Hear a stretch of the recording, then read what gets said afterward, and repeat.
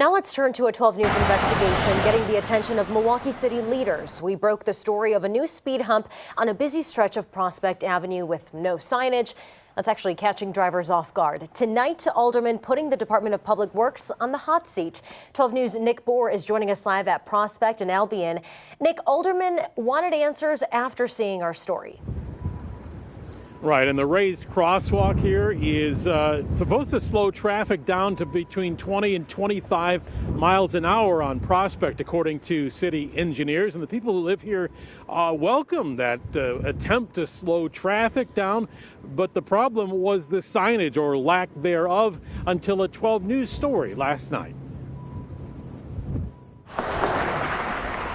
New so-called traffic calming measures have been a major strategy in recent years to combat reckless driving in Milwaukee.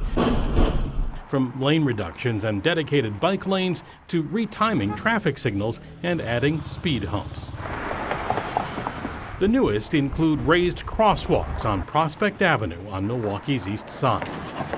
Starting to get mixed feedback at some of there was a time when everybody was gun-ho, yes, calm the traffic, slow the traffic, at all costs, slow the traffic. Now, well, maybe it's too slow. Alderman Bob Bauman at a Public Works Committee meeting today, acknowledging some fatigue among drivers regarding all of the changes. There was a story on Channel 12 last night involving Prospect.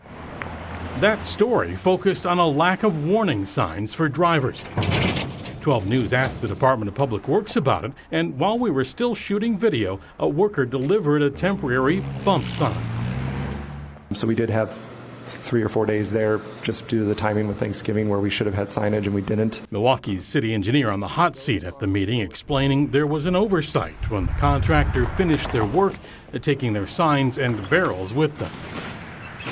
I saw that news story too, but I was more concerned about the signage piece. Where was the breakdown? What are you doing to make sure that doesn't happen in the future? Because we're installing more of these. And we're still tweaking even the permanent signage for those and where it should be located and those sorts of things. So yeah, all of this is lessons learned. Nick, the speed humps, they seem difficult to see, especially when it gets dark at 6 p.m.